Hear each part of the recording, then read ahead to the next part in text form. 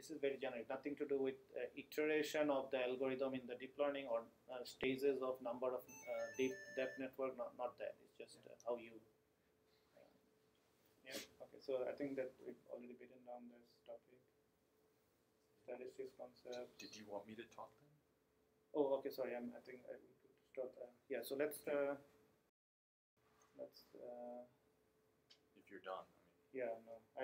What is the time? Are we done? About 5:37. Oh, 5:37. Okay, so we already talked too much. Okay, so right. So okay, sorry. Yeah, go ahead if you wanna just start off. Yeah. Well, of course, this is more. Is this a HDMI connection? Yeah. Or is that Apple? It's an HDMI. So yeah, really, this is just a. You tell me how much you want me to talk about.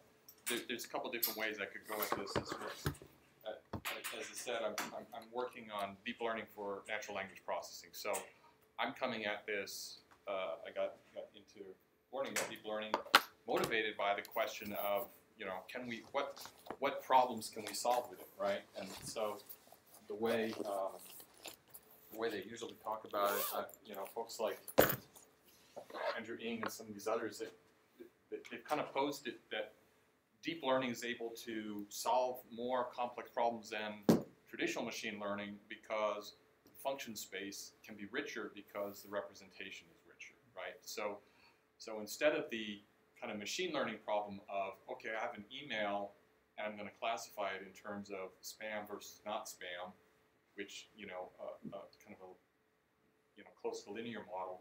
Now you've got this question of, okay, in the natural language processing space, I'm going to ask more of the Jeopardy type question. I'm going to give you a block of text, and I'm going to ask a question about that block of text, and then you're going to, this AI is going to be able to answer that question by giving you real entity relationship text answers to that.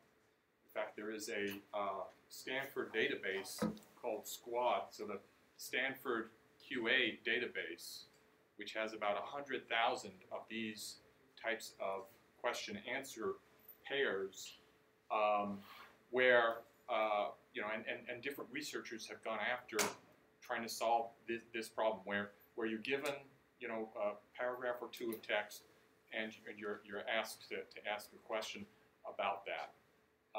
And this is not quite we're not quite at the stage of full reading comprehension, but there's been a lot of progress. So you tell me, do you want me to just natural language processing? How much do you guys know? What do you want me to say? I want to just calibrate I'm interested this. in your use case, right? So how are you using, as much as you can share, right? What were you trying to accomplish? Are you using APIs? Well, okay, that's a good question. So, and that could lead us into actually, can you give me those pads because I got it somewhere.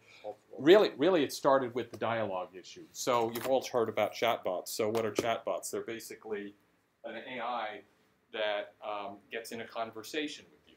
So the basic chatbots are have this idea where when you send that text, when you do something, that they're going to detect intent and they're going to detect entities. So traditional natural language processing has dealt with things like that. They've dealt with when you give them a sentence, they'll try to extract entities. That's called entity extraction. They'll try to understand parts of speech, and they'll try to understand something about that sentence. Natural language processing in the past, before the deep learning era, never got good enough to fully do what's what they call MRC, or machine reading comprehension. And so what we're trying to get to, or what the researchers are trying to get to, is to get to that machine reading comprehension stage. So what problem was it trying to solve was, I'm trying to build a better chatbot is one way to express it. I'm trying to figure out how we can actually have a guided conversation where you understand things and then you can reach into your own information databases and then answer questions that are relevant, precise, and correct.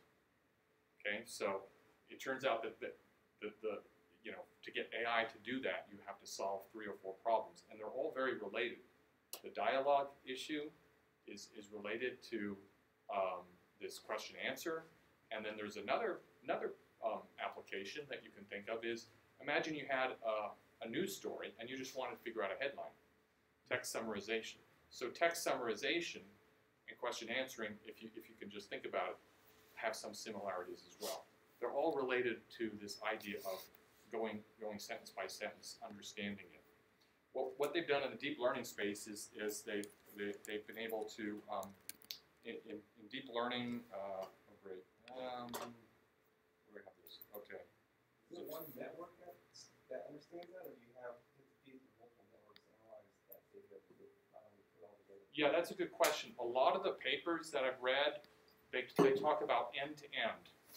So what they've done, and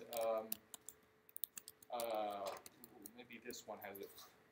Yeah, there's a good example. Oops, I jumped out of it.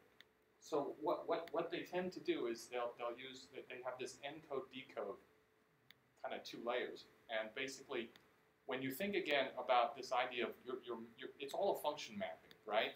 So like the deep learning blew up because it was image recognition, but image recognition is basically mapping images to this classification. And what you're doing in the natural language processing space is block of text mapping to some other block of text. So like translation, French to English, block of text, block of text. Text summarization, block of text, block of text. In this case, they have these things where you can label images now, right? So this is showing the network to label those images. It's doing some encoding of the image, and then it's got some representation, and then it's using this RNN to decode. Typically, when you're handling images, you're using the convolutional neural network, CNNs, and typically in the text processing space, they're using RNNs or also LSTMs, but you'll find that it's a really cool company. Would you end up something with hieroglyphics? No. What it's doing is taking stock photos and saying which, if I highlight this sentence called the rest of the lecture will look like encoder decoder. It'll take that and say, let me go match that to a stock photo that relates somehow to that, and you're going to use AI to determine, say it said talk about a dog. So you're really going to have the stock photos associated with dogs. If the dog playing on the beach, and then it'll come back and find that picture. It'll find that picture exactly and say, and then now it'll overlay the text over that image, and then allow you to put a 60-second video together around that. So yeah, it's taking similar kind of concept. So the other thing is if you know everything, like with images, it's pretty easy to turn those into numbers. The real question is, well, how do you turn words into numbers if deep learning is all about this matrix math? And so the answer is word embedding. So I don't know, have you guys heard of word2vec or word vectors? Okay, you mostly know. So Bag of words or whatever. well, bag of words basically means you take a sentence and you just throw all those words in, But the problem with bag of words is you don't understand word order. And this is where LSTMs and RNNs come in. The great thing about RNNs and LSTMs is they respect that ordering. And this is why they are used a lot. This goes to the time series folks, not just for NLP, but for other time series, that they're very useful for that. Now, there's some issues with RNNs, which have